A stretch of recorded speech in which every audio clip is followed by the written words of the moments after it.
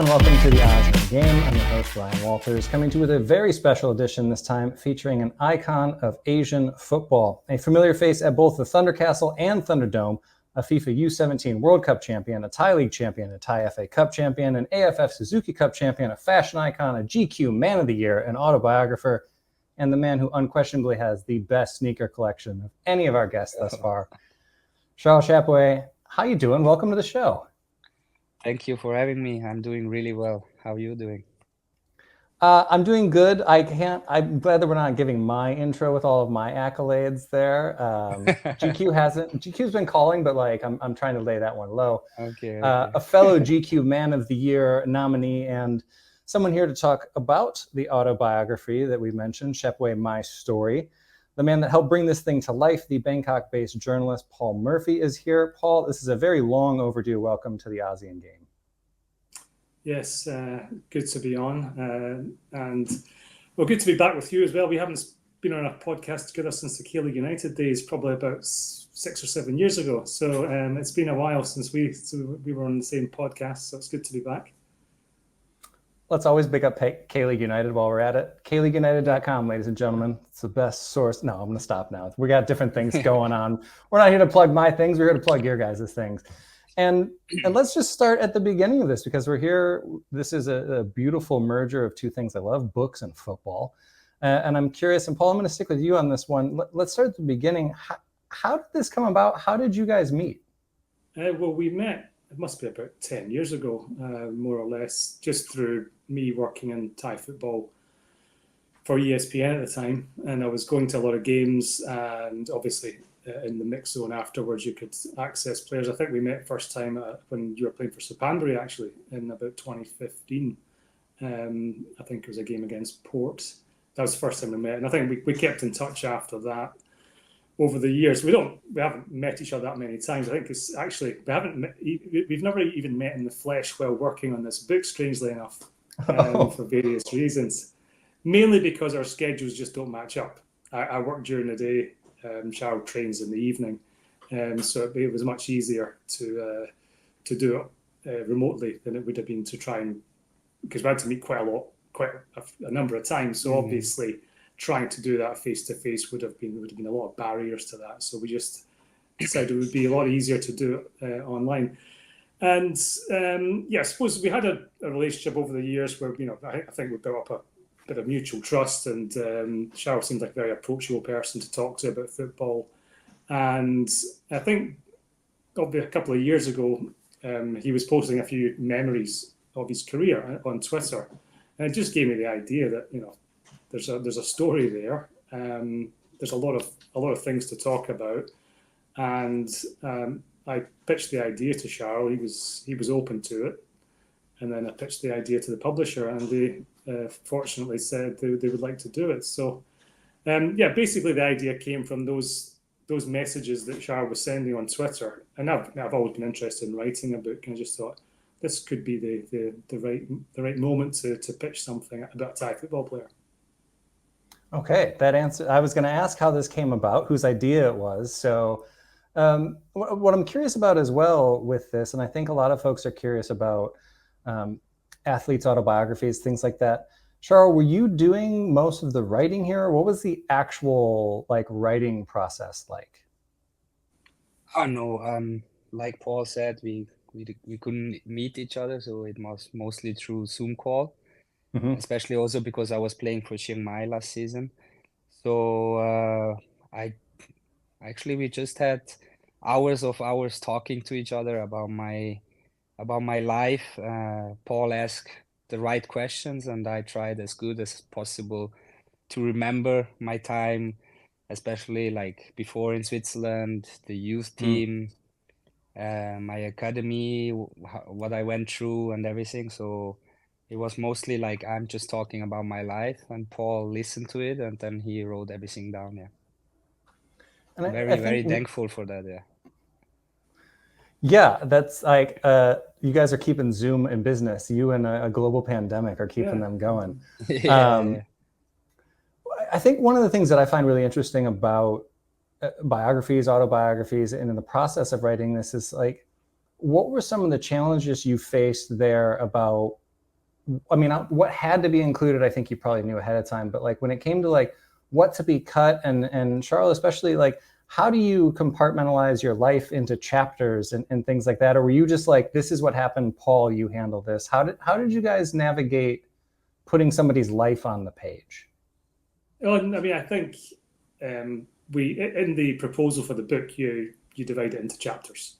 So the structure of the book was already there for us. So that each interview basically was aimed at producing a chapter, or maybe a chapter, half a chapter, and then we would continue in the next meeting to get the full thing down. But yeah, the aim was generally to try and cover enough material for most of a chapter in one of our interviews. So it was basically, and I think it was, obviously the big cup wins were two obvious chapters, and then the kind of different stages of the career, and then a couple of chapters basically looking at the life away from football as well, which I think is a big part of why Charyl became so famous in Thailand. Indeed. And there are many things that I want to get into with that. We are going to start chronologically at the beginning, though, because your football career got off to a very hot start, winning the FIFA U17 World Cup with Switzerland. And one of the things I really want to start with here is you mentioned in the book that you didn't feel much pressure heading into the finals against the hosts, Nigeria. Not only was this a World Cup final, you were facing the hosts and you didn't feel pressure. How does a teenager do that? How did that happen? I think I would say it's my personality. I think in young age I was a person that didn't think that much. I was like in my safe place when I was standing on the field. Like maybe you said a little bit, if you read a little bit in the book before, how my childhood was to grow up in Switzerland as a half Asian. It was not always the easiest path, but I would say when I was standing on the field, doesn't matter where you're from, who you are, or whatever. If you play good, you gain the respect. So I would say there was, of course, you realize you're playing a final in front of 60,000 people for the first time in their country, and of course you would be a little bit not anxious, but like you felt that is something really big. All your hard work in your childhood, like all the runnings in the forest with your dad and all the stuff, it pays off. But now you have to grab it and take it. So I think it's my personality that I'm just like, if it's about football, I'm a little bit more calm, more relaxed, and in the end, it's just a game. So I saw it that way. That is outstanding for somebody playing the U17 to have that perspective. And I keep harping on the age of it and being that young, because I personally feel it would be very different being in that tournament now. I obviously haven't played in and won this thing, though. So I'm curious, from your perspective, how different do you think the experience would be now with social media and with the global spotlight just so much more on these youth tournaments? Do you think that it's something that, I don't know, would it be a benefit to have that kind of attention, or would it be more difficult? Would the nerves be higher? What's your take on that? I would say for sure there would be much more pressure. I mean, I would say at that time we would be lucky to have it like that way. I mean, I remember Neymar was at that tournament and he was already a superstar, kind of hyped guy, especially through YouTube at that time. Of course, not Instagram, that was not there. But then in the same time, we had our focus. We didn't have the pressure from the media.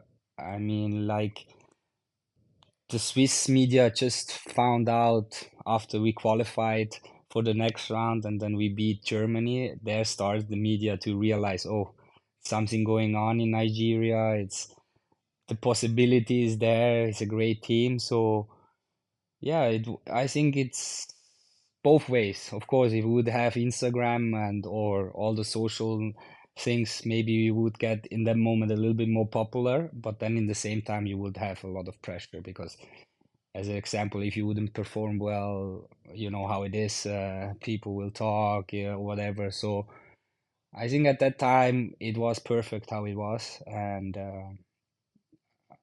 I wouldn't change it for anything. Yeah. You wouldn't change the experience, but I'm sure, and again, you go into this in the book. I'll be mentioning the book throughout constantly, folks, so just get used to it. You do mention this in the book. Life changed very quickly after that, and one of the things that I think I really enjoyed reading this bit because you turned down Juventus twice. Yeah. Tell a little bit of that story, because that not a lot of people get to say that. So just talk a little bit about that decision process. I mean, I was a pretty shy guy off the field.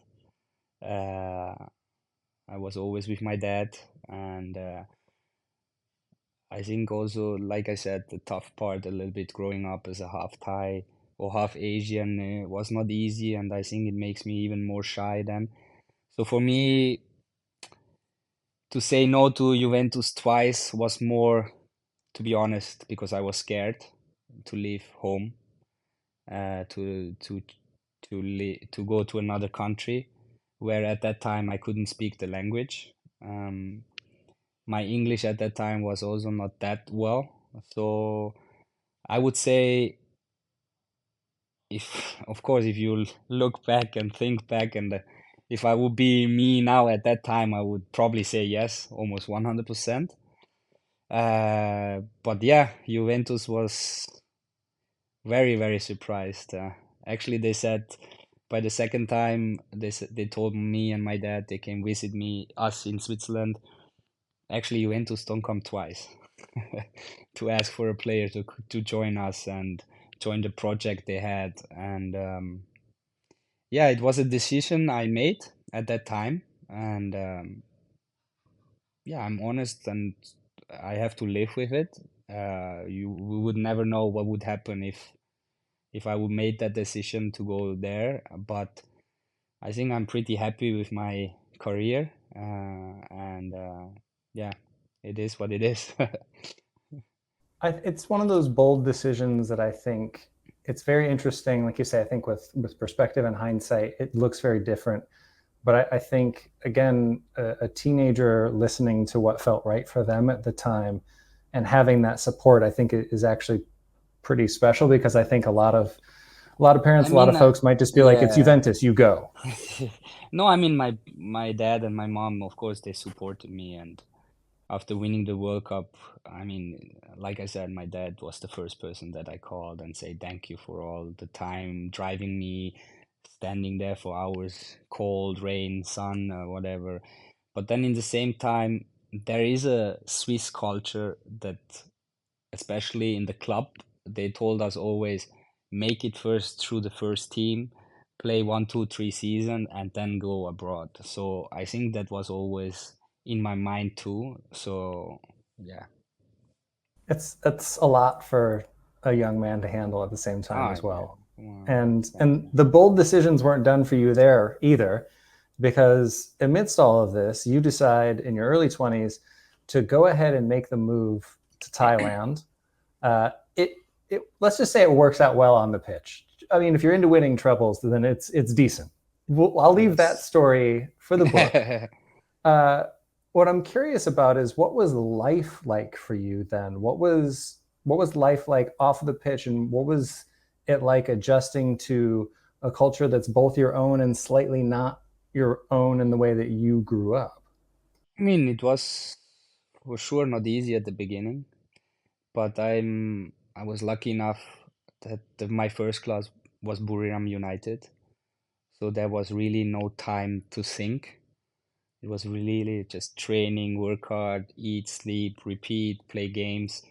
And it started already with a title, my second game, qualify for the Champions League, traveling already to Japan for Champions League. So there was really no time. And in the same time, I was in Buriram. At that time, 12 years ago, Buriram didn't have the MotoGP, didn't have anything. So I was really focusing only on football. I didn't even know what Bangkok is or how Bangkok would be. So I think to be honest and fair, my path to be 21 years old, moving to Asia, to Thailand by myself, earning good money, it was the right way I did it. Already talked to Paul about it. I'm actually really thankful that my first club was Buriram and not Bangkok United or Port or BG or Muang Thong, because you know when you are alone, 21, 22, 23, you're not listening to your parents anymore. You think you know everything, and yeah, you're living in Bangkok. It's tempting. It's it's a dangerous place to be if you are young, and doesn't matter if it's Friday, Saturday, or Sunday. Even on Monday, you can find a place to go. But I think I was really lucky in a way, and to be in such professional club with such yeah, for me, my point of view, a president that knows how to win, that does everything to winning. And I mean, it's the best feeling if you win trophies. So that's why I play football. I want to win. Yeah. So it was the right move. Well, you're teeing me up perfectly here, and I promise you didn't see the notes beforehand. But speaking of winning trophies, you were in the best 11 when you won the 2014 AFF Suzuki Cup, a name that's so much easier to say than the AFF Mitsubishi Electric Cup. I'll never let it go. But this is the tale that actually starts your book. And you go into this, but for folks listening, for the folks that want the tidbit, this is the first chapter, the tournament that changed my life. We just talked about you winning a U17 World Cup, but this is the one that you start with and you say, this is the tournament that changed your life. So why is this the one that's starting your autobiography, that's at the forefront so much? It's the year that Thai football starts to get really popular again, especially with the team with Siko, the style we played, the young players we are. I think the fans, they really felt they can connect with us. Also then social things, of course, Instagram getting started and everything. And then Asian Games happen. We did pretty well. We lost in the semifinals in Korea against South Korea. So already there it started a little bit the hype around many of us players, but mostly around me. I think in one day my followers went up to 600K. I think I had 50K and went up to 600K. I didn't even realize it. All my teammates told me, hey, check your Instagram, it's going crazy. And then, of course, end of the year, Suzuki happened, and we played a great tournament against a lot of great teams, older teams also. But I think we worked hard, like we had a really tough preparation, and it paid off. We played beautiful football. We dominated, and yeah, there was also, of course, luck. I mean, that's how football is. There was luck, and I think from there on, my life totally changed. It went up again, almost 600,000 more. So I had over 1 million, and it was a crazy hype. I mean, I never saw anything about like anything like that when we came back from Malaysia, from the finals when we won it, and the people were there, and from Dom Mueang until Siam Paragon, and just full streets, and it's something like in a young age you will never forget. Yeah. I'm curious, how did you move through that at the time? Because again, I think, we were talking about this a little bit earlier with Bangkok and what a city that can be if you're young and tempted. I mean, that's a rock star status coming back from that tournament. Then mentally, how do you move through that when, like you say, everything's on the rise and everything's just up at that point? How did you handle that at that time? Yeah, I mean, it was crazy. So I had just a couple days holidays, and at that time I always go back for Christmas and New Year back to Switzerland to visit my family. And yeah, I even had to lie to the media kinda that I'm leaving a day earlier than later, so people would not come to the airport. But in the end, at the airport, there were people waiting, so I had to sneak behind and everything. So it felt really like a rock star, like you said. And I mean, I was 24 years old, and of course, to stand with both feet on the ground was really difficult sometimes. And also then it started to came noises about J-League, about Johor, about stuff, and I was dreaming, okay, I want to be the first to go to J-League as a Thai player, or one of the first, or like change the goal. But sadly, I went back to Switzerland and I had to go visit the doctor, and I was sadly out for a very, very long time. And I think in the same time, I didn't fully take advantage of the opportunities I had off the field because I was so focusing on doing the rehab. But then in the same time, I was also so tired of, I mean, I'm playing football since I was 5 years old, and I was training through my academy time twice a day, 10 to 11 times a week, always on the limit, little rest. So I was never really injured throughout my career. That was my second long injury. So I really try to calm down and relax my time in Switzerland because I was pretty mentally sad about what happened to my knee, of course.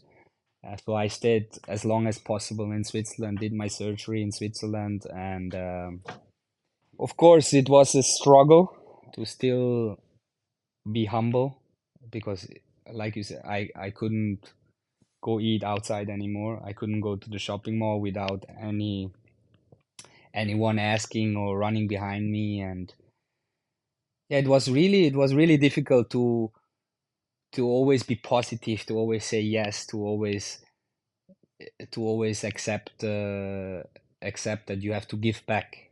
Of course, now I'm older. Now I understand the situation. One smile doesn't hurt no one. It was a learning process, and I'm really thankful how my parents teach me how to behave. I try my best. Of course, I had also bad days and bad times, especially with the injury and everything, but I try my best. Yeah. Yeah, and for folks that might not know, there was a knee injury that took you out for 18 months, was it, that you were out of action? Plus minus 16 months. I would say from the final game against Malaysia until my first game was around 16 months. Yeah. I had a cartilage surgery. And you mentioned this in the book, and you mentioned that you almost immediately doubted that decision. So Yeah. on the physical side of things, you've got doctors, you've got PT, you have all of this. And I know this wasn't that long ago, and we keep talking about 10 years ago like it was a lifetime ago, but in a lot of ways it really was. At the time, were there things in place to help with your mental health? Like, what was the club providing a therapist to speak with, or how did you move through this with the mental side of things? Because that has to be a lot to go through. Yes, because the problem was it was a new kind of surgery. It's like something that not many people did yet, and especially not many athletes.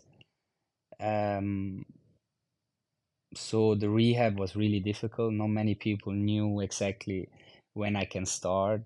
The doctor in Switzerland just told me, just be careful for 9 months. You have now like a baby cartilage in your knee. Every step could break it, every step. So you really have to be careful. So imagine you as an athlete, since I'm 5 years old, I'm always doing something, and there for 9 months you were like scared kind of.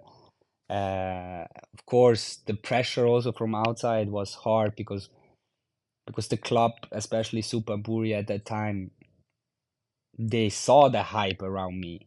They saw all the sponsors coming. Like, I mean, imagine Hublot had Super Buri had Hublot as a sponsor on the, like, for the numbers to change the players because of me. Super Buri had other sponsors on the shirt because of me, and they couldn't tell the news that I was out that long. So in the media, in the Thai media, after 3 months, they were asking, where is he? What's going on? Why is he in Switzerland? Why is he doing that? Why he don't want to play football anymore? He thinks he's a superstar, or like But I understand also the point of view of the club. I know football is a business. I know how it is, but in the same time, it was really difficult for me, the pressure from outside, being on the top of the mountain. Everyone fall in love with you. Everyone thinks you're the best. J-League teams are interested in you, and you just like, yeah, I'm out for 16 months, and I don't know how it's gonna be after I come back.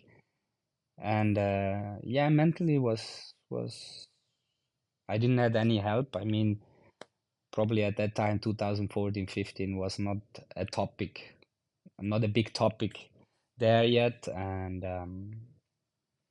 yeah, and I mean, like I said, my career was a roller coaster. So Indeed, and that's a very difficult point to come back from, and I keep trying not to spoil too much in the book, because I do want folks to go and read that. But I am curious: was there like a kind of a linchpin of sorts, or was there something that really helped bring you back from that? Because, like you say, like you're going 100 miles an hour from age 5, and winning trophies in front of 60,000 hostile fans. You were away from home for that, and winning more trophies domestically, internationally, and then all of a sudden you just have to slam on the brakes, and then you manage to get through all of that, and you manage to play again. Was there one thing, multiple things? What was it that got you back on the pitch and got you back to where you are now? I think the most difficult part was like if you're on the top of the mountain, like winning the World Cup, winning the Suzuki Cup, change Thai football. Of course, you are not doing it alone. It's a team sport, but then all the focus is on you also off the field. There is a kind of jealousy that comes into it, that from your teammates, parents, from your teammates' girlfriends or whatever. That of course it's gonna hurt, because I try to be with everyone friend. I'm a friendly person. I smile a lot, but indeed it hurts when everyone comes, when you're on the top of the mountain, taps you on the back and say you're amazing, you're amazing. But when you are down, no one is there. So my rock 100% are my dad and my mom, at that time. And then now the last 5-6 years, my wife. She's actually also, to be fair, like I said in the book, she's the motivation why I keep trying and keep going, because she came a little bit at the end of the part of my career. She heard, she she heard all about what's happened before winning the World Cup, winning the Suzuki, getting famous, getting the face of Nivea and everything, but she didn't felt it, she didn't was with me, so that's why I just try my best as long as I can, and there is the fire still there. Yes, it's more for her to, yeah, to show I am who I am, like who the people are telling, like it's not easy, of course, because like I said, in especially now the situation and everything, but keep hustling, keep trying. That was always my way. I was a hard worker. I had also a huge talent, that's for sure. But I learned from my dad, especially since day one, that with hard work, it pays off one day. And I did many mistakes. Like I said once in the book, when I signed my first professional contract, I thought already with 17, 18, I thought already I did it. So I trained only in the morning, an hour, an hour and a half, and then the whole day I'd rest. And I was 18, 19, so my dad told me, let's go do some technique exercise, or let's go in the forest. And of course, at that time, I didn't listen. I wish I would, but yeah. But that makes me also the person who I am now. Yeah, I think if to answer your question, it is my mom and dad, and then later in my career, my wife, and of course, 100%, I would say my friends, that has nothing to do with football. Yeah, they are here for me. Yeah. Doesn't matter who I am, yeah. Yeah, that off-field support is absolutely massive. I've got one more for you on the player side of things, and then we're going to get into the person side of things. Yeah, sure. This one actually came in on Instagram. This one's from Tobias on Instagram, and it's a little bit about advice, actually. Said that you played under some really great managers like Zico and Manuel Poking, but who was the manager that gave you the best advice? So football-wise, or, I mean, you're kind of already, again, you're teeing things up perfectly here tonight. But or was there somebody that kind of took you aside early and kind of gave some life advice or something on the pitch? What comes to mind? For my point of view, I was under a few amazing coaches, and especially when I was under them, I played my style of football. Of course, I saw also the other side of coaches that is not so positive, but I think my career, I would say I'm not getting anything from a coach, but it's more from myself. I was really struggling at the end of my career when I went to Port not playing, because my whole career I was playing since I'm 5. I played in Grasshopper every age. Then I went to the second league in Switzerland with, how old I was, 18, 19 years old. I played every game, and then I came to Buriram, of course, with the injury. It changed a little bit. National team, I played every game. So mentally, it was really tough for me to accept the role to sit on the bench and kind of be supportive. It was a hard struggle for me. I'm honest. I'm like, I couldn't celebrate the team winning. I was really bad in that, and so I have huge respect for the people who can do that. And for me, I think an advice that I would say was, if you think you did already more than other people, always remember that there is one out there that is doing more than you. It's always one more, so it's never enough. And don't think only because you work hard or you work more that you deserve to play. That's not how life works. It's luck involved, it's everything involved, but yeah. It sounds like there's a manager in you already. Well, we'll come to that bit in a little bit. Okay, so we're finally on to it. There's no transition here because I'm very proud of myself for waiting this long to bring it up. Let's talk about tattoos. This is a personal obsession of mine as well. Okay, nice. When did this start for you? And I say obsession because those of us that start getting tattoos don't usually stop. And you have some really nice work that's been done. So when did this start for you, and when did it become something that you were quite serious about? I would say I started because of my sister, my half sister from my dad's side.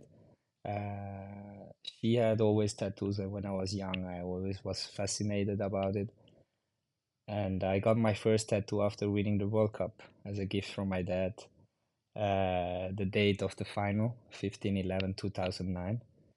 So it started on my arm, a small piece, and as you know, I moved to Thailand, and that's a paradise place to do tattoos. And Yes. of course, my schedule was tough. I had training every day, game mostly, but I always found a way, even during the Suzuki Cup tournament. I found a way to do a tattoo session. I hope Zico is not listening, but yeah. Yeah, that's why I was wearing long sleeves. Oh, you're also making me nostalgic for the long sleeve kits. Let's bring those back. A couple of other tattoo ones. And for the folks listening for the football, I'll get back to it soon. Don't worry. What's the longest you've sat in the chair for one? I did my full leg, right leg. I did it in Phuket, 2 days, 36 hours. Struggling. Oh, buddy. After that, I was pretty sick. I think I was pretty sick for 2 days. Yeah. That's yeah, because it's something like I really wanted at that time. I'm a huge I really look up to many athletes, Steph Curry, Patrick Mahomes now, and one of the athletes was OBJ, Odell Beckham Jr. Mostly also because of his style, how he behaves, how I like his kind of vibe, and he had a leg tattoo. I was so fascinated that I try to copy, but still do it in my own way. And I had 4 days off, flew to Phuket, did that Oh, for sorry, you did the. I was about to say, so like this was an off-season thing. You had 4 days off, and you were just like, this needs to happen now. I came back and it was a struggling training. Wow. For a week, yeah. Then I was wearing long sleeve on my legs, so no one could see, but of course everyone knew. So yeah, Yeah, I'm telling you, I did already a lot of things that I would say I would not recommend no one. So you're gonna be sweating ink after the third day with that. That yeah, is. I was lucky. I was lucky. My skin or my how I recover from tattoos. It's quite lucky enough to say, okay, it's nice. It would have to be with that man. That I is a mean, new I would record. say maybe 4 days day off. I did it on my first 2 days. I was 2 days sick. I flew back and maybe on the sixth day was training. Yeah. Let's say like this Yeah. to be fair. And like I think I couldn't move my leg for 2 days. So it would be crazy if I could train already. Yeah. Flying back from Phuket sick is not usually a good look. So I'm sure that they loved that when you No. got back. Okay, I'll move on after one more about the tattoos. What's your favorite piece to date? This one on my hand. And The for the small folks one. listening, what is that one? Never a failure, always a lesson. Nice. And in a very prominent spot, so you don't forget to see that one as well. Yeah, I think that's one also probably the main reason I see it every day. And it's also I guess one of the newest one that I just did. Actually, to be honest, I didn't do tattoos for many years now, but I think that one was one of the newest. Spoken like a true tattoo addict. My favorite's my most recent. Oh, that's weird. That's my favorite one too. Yeah, okay. So I'll leave my tattoos for another story for another time, and we'll move on to something that I definitely don't have as much or any experience in. You talked about this earlier. Let's talk a little bit about modeling, because I think that again, this is something that now I think we talk about athletes having a brand from day one at this point. But even 7, 8, 9 years ago, it was a very different story. So do you think that being a professional athlete helped set you up to start doing some modeling and kind of like calming nerves in that way? Or was that an easy transition, or was that a really difficult transition to go from being an athlete into being in front of a camera? It was difficult, I would say. Not especially in front of the camera, especially more about the Thai culture, like what they really wanted you to do. And yeah, it was not easy to understand it at the beginning, but then in the end, you have to understand everything what I have now, all the support I can give to my dad and my mom mostly comes from modeling, like to be brand ambassador. And of course, the football part was also very good, but as an example, what I drive or whatever, or what I have or my wrist or whatever, it comes from there. So I'm very, very thankful, very grateful for it. And yeah, like I said, it changed my life. So that's why I see Suzuki tournament, why it says it changed my life, because it literally did. And so I always, like I said, the older I got, I more understood. Like I said, the smile doesn't hurt. I know because of those people on the streets who are asking me still today, can I have a picture? Can you send me can I do a video or sign something? It's because of them what I have. So yeah. But the part of modeling in front of camera, I'm used to it because of football. You're always also in action, so that was not so difficult, but the difficult part to understand the Thai culture in that part, in that modeling, because it's totally a different world. It's totally a different world to sport. So, yeah. Yeah, that the mental side of that, it also probably has some gymnastics there as well. 100%. I was going to ask about sneakers as well, but I've taken up a lot of your time, so I'll save the sneaker we can. conversation. No problem. All right, let's talk about it then, Okay. because Yeah. I live out of a suitcase, so I can't. I have one pair of Nikes that I wear absolutely everywhere. I'm curious, how many pairs do you have in your collection? Not that much anymore, to be honest. At its height, how many do you think you had? I 300, 400. And how do you? Okay, so when you've got that many pairs of shoes, how do you even choose which ones to wear each day? I don't know. It was my hobby. I was also lucky enough. I was a Nike athlete for almost 10 plus years. It just finished a month ago. So actually, I'm wearing now Adidas in the training. So I'm wearing Tony Kroos's shoes, Adi Pure. It's very comfortable. It's very nice. So they sound like great shoes. Yeah, it fits my style too. So no, but yeah, mostly it's only Nike. Like I said, I was lucky enough to be a Nike athlete. They gave me a lot of free stuff too. But then in the same time, I bought a lot too, because sometimes you're not getting everything from Nike, especially in Southeast Asia. It's not the same like you would be a Nike athlete in America. But then as an example that I will never forget, the craziest story was about a sneaker that probably is now worth the most. It's an Off-White Jordan 1 collaboration with Off-White. The story is about that one of my friends bought me a pair of shoes of a different brand. I forgot now, Reebok or anything. And I was not wearing it. I just took a picture of it and posted on story and said, "Thank you so much. Very nice gift." Because I knew I cannot wear it. It didn't even take 20 minutes. I got a call. Nike calling me and saying, "You have to take that down.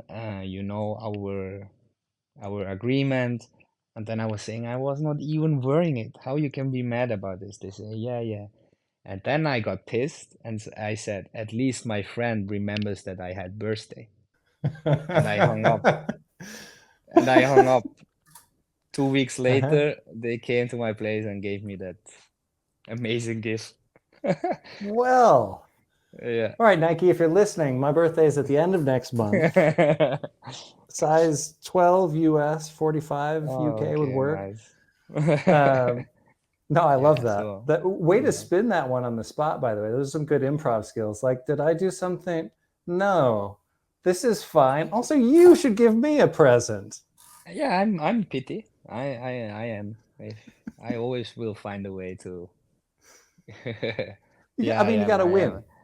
Yeah, you have to. Yeah. You have to.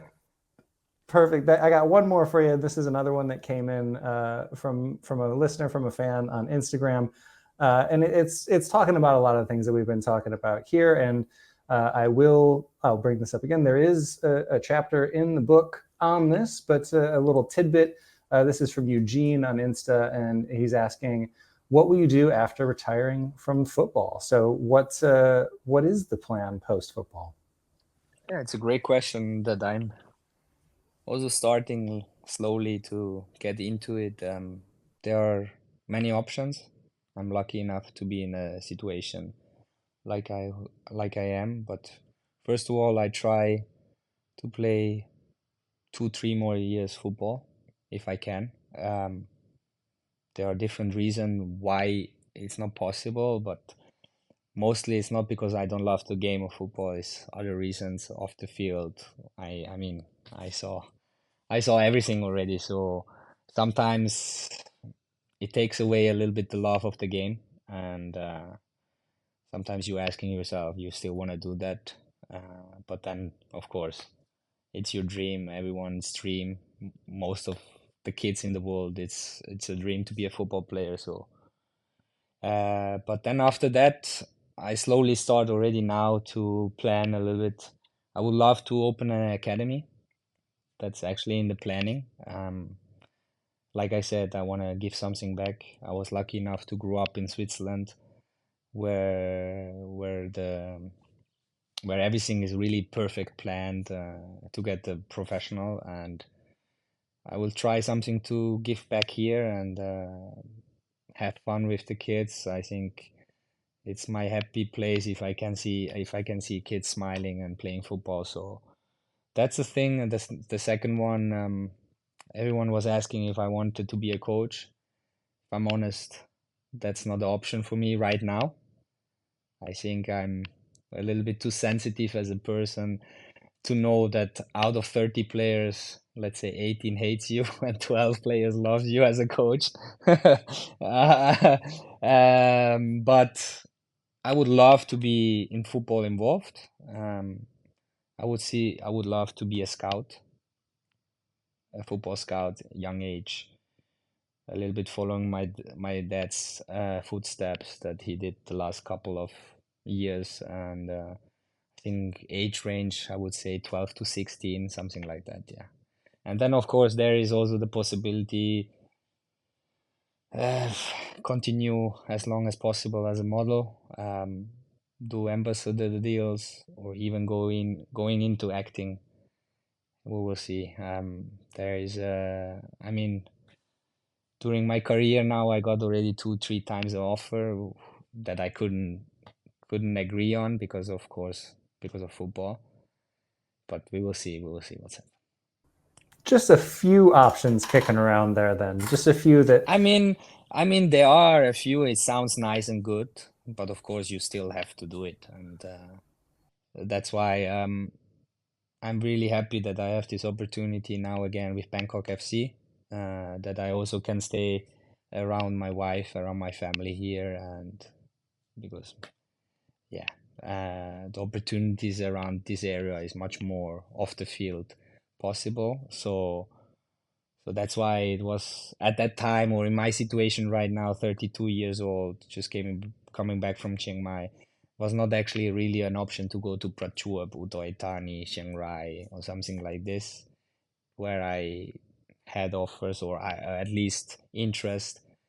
Yeah, my goal was to stay in Bangkok, mainly also because the situation in Thai football right now is not on a high level, so I try to get the most out of it off the field and be around my wife. Yeah, it sounds like a good setup. And ironically, and Paul has had some technical issues. He's here now. We'll bring Paul back in. Paul, we've covered quite a bit while you were off, and we'll say you were in the green room. You were hanging out with the bands that are coming on for the second act here. I'm curious, is there anything that we might have left out of this conversation that would tempt folks to go and pick up this book? We covered a lot of ground, but we can't cover everything. So is there one little tidbit or one story that you helped write up that you think folks will want to read? There's a number that I could choose from. I think one thing that maybe surprised me when I was talking to Char was, obviously we don't know each other that well, but all the impression I have of him, he's very humble, very modest. Despite his rock star status, he always came across as very grounded. But he did tell me when he broke up with his long-term girlfriend a number of years ago, and he had a spell when he was maybe not behaving in the way he usually would. And yeah, internet is not good for that story. Yeah, we'll blame the connection. Around to kick my ass. Just to kick your head. That was a little bit surprising. Well, I mean, look, especially Charles, you tied this up a little bit, saying that Bangkok's an interesting place if you're a young man. Bangkok's just an interesting place. We'll just leave it at that. It's a great look. It's a hell of a city that does have a lot. Yes. But as far as like the dating scene goes, we'll just leave that alone. And folks can pick up a copy of the book if they want. Yes, exactly. Some more of those details. And Paul, we'll come back to you here one more time, internet willing. The big thing that we haven't mentioned yet is where can folks get their hands on this book if they want to pick up a copy for themselves? Fair Play Publishing, which is the publishing house that made it possible. You can get it directly from their websites. It's also available on Amazon, either paperback or Kindle. Apple Books have the e-version, and I'm not sure about other parts of Asia at the moment, but certainly it's been spotted around Bangkok and Kinokuniya stores. Great. Again, Chappuis, My Story. Go ahead and pick up a copy of it now. It is an interesting read, and I think on this conversation, I think it's been interesting just talking about how different things are now in a very short amount of time, and it's fascinating to go back. Look, it's a pre-COVID time that most of the stories in the book take place, and I think it's a very different world and a very fascinating one. And obviously, just an hour-long chat here, we can't cover everything, but thank you both for taking the time. Paul, thank you for fighting the internet. Charyl, thank you so much for taking the time to chat. Hopefully we'll see each other in a mix zone or something else soon. I'll be back in Thailand at some point soon. But again, highly recommend picking up this book. And thank you both so much for taking the time. Thank you so much for supporting us.